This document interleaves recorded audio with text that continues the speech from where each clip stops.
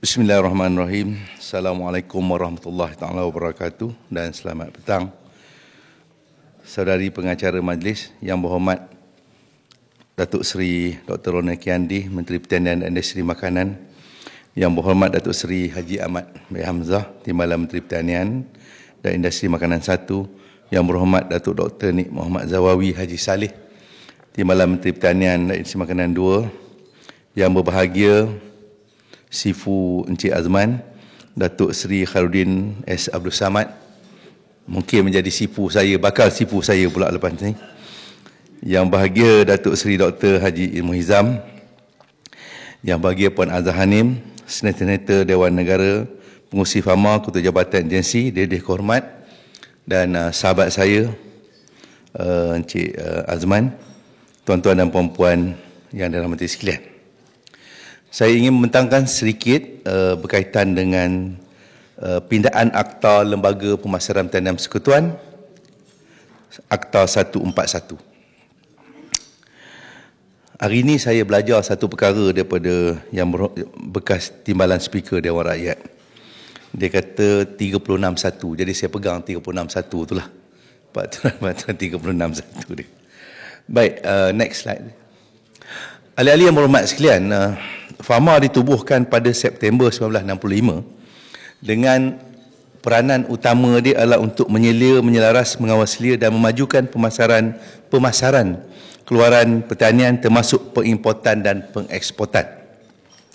Dan produk-produk yang dipertanggungjawabkan kepada kita adalah produk pertanian sama ada yang segar ataupun yang diproses, bunga-bungaan, bijirin dan herba, keluaran pertanian seperti yang diarahkan oleh Menteri, namun dalam akta dinyatakan kecuali nanas, getah, kelapa sawit, padi, beras, tembakau, koko, lada hitam, ikan dan produk ikan, ternakan dan produk ternakan. Ini adalah di dalam akta yang pertama. Kalau dikata tadi tembakau, maknanya kecuali tembakau, maknanya kita tidak boleh untuk mengendalikan tembakau kerana telah ada agensi yang khusus. Jadi kalau sigar pun kita tak boleh handle jugalah, Tok Seri. Di sinilah yang menyebabkan ada beberapa kekangan di dalam penubuhan akta kita, sebab apabila berlaku semasa COVID dulu kejadian nanas tak laku dan sebagainya, maka orang datang kepada kita. Namun begitu kita tidak boleh membuat apa-apa kerana ia di luar daripada akta kita. Namun kita bantu juga. Oleh kerana itu, Fama ini adalah lebih kepada, next slide, kepada pemasaran. Takrif pemasaran dalam akta kita adalah termasuklah penjualan, pembelian, pengumpulan, penyimpanan dan sebagainya, serta lain-lain aktiviti bagi mempromosikan aktiviti-aktiviti ini. Kita tidak boleh lari daripada ruang lingkup yang ini. Next slide.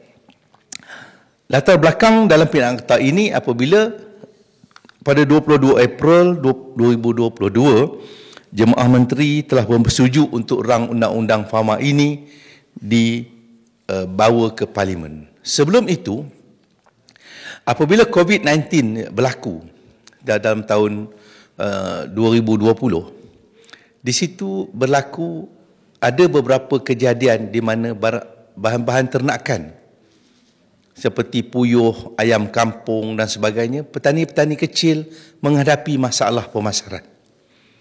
Oleh kerana pada masa itu, bila sektor ekonomi ditutup ataupun logistik kita terhad, kedai-kedai tom yum telah pun ditutup, maka berlaku puyuh, ayam kampung dan sebagainya, di mana dalam sebelum daripada ini sistem itu tidak berlaku. Maka di situlah berlakunya satu keadaan, kejadian itu berlaku yang saya akan terangkan nanti. Dan kita juga 20 Julai telah pun dibuat bacaan, dan 1 Ogos telah pun bacaan kedua dan ketiga di Dewan Rakyat. Next. Ahli-ahli yang berhormat sekalian, inisiatif dan justifikasi pindaan akta ini adalah apabila COVID-19 itu berlaku yang merupakan pengajaran kepada kita, dan Kalau dahulu pada tahun 80-an ada satu agensi yang dipertanggungjawabkan di dalam mengendalikan ternakan, iaitu apa yang dipanggil adalah Lembaga Kemajuan Perusahaan Haiwan Negara ataupun Maju Ternak. Namun begitu, apabila dia dibubarkan pada tahun 1983, tidak ada mana-mana agensi pun yang melaksanakan tugas di bawah Akta Maju Ternak. Cuma pegawai-pegawai dia sebahagian pergi kepada Fama dan sebagainya, tapi akta itu tidak berlaku. Jadi, tidak ada satu agensi yang khusus yang untuk mengendalikan pemasaran seperti mana yang dilaksanakan oleh pihak Maju Ternak. Sebagaimana yang kita tahu bahawa di dalam ternakan ini, sebahagian besar daripada aktiviti-aktiviti itu ataupun industri itu adalah merupakan industri yang telah stable. Seperti contohnya lembu, kita masih lagi di bawah SSL, ayam adalah merupakan satu industri yang matang. Namun terdapat beberapa kes-kes yang berlaku di mana perlu ada satu agensi yang akan membantu petani-petani ini. Ahli-ahli yang berhormat sekalian, next slide. Next slide.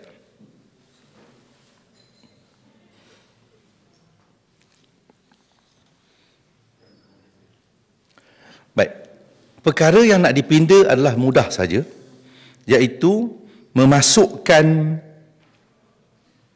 jadual ketiga yang baru, iaitu Akta Ibu dipinda dengan memasukkan selepas jadual kedua jadual yang berikut, iaitu memasukkan 6 jenis ternakan di dalam akta ini supaya pihak Fama diberi kebenaran ataupun kuasa untuk melaksanakan aktiviti-aktiviti pemasaran bagi ternakan yang dinyatakan, iaitu cattle, domestic fowl, sheep, goats, deer dan rabbit. Next. Huraian-huraian ini adalah merujuk kepada apa yang telah termaktub di dalam Akta Haiwan 1953, iaitu kalau kita kata lembu termasuk juga kerbau dan sebagainya. Kalau ayam dia termasuk juga ayam domestik, itik, angsa, ayam Belanda, ayam kampung dan sebagainya. Biri-biri, kambing, rusa ini merujuk kepada Akta DVS adalah rusa yang diternak, bukan rusa yang diburu. Rusa yang diburu, terutama yang tanpa lesen, kita tidak bertanggungjawab untuk memasarkannya. Dan arnab adalah contohnya arnab pedaging. Jadi ini adalah merupakan sedikit pindaan di bahagian tafsiran keluaran pertanian di dalam Akta Ibu supaya membolehkan segala aktiviti-aktiviti pemasaran sebagaimana yang saya nyatakan tadi boleh dilaksanakan oleh pihak Fama. Jadi sehubungan dengan itu, ahli-ahli yang berhormat adalah dipohon untuk menyokong undang-undang yang akan dibentangkan ini. Sekian. Wabillahi taufiq hidayah. Assalamualaikum warahmatullahi taala wabarakatuh. Terima kasih.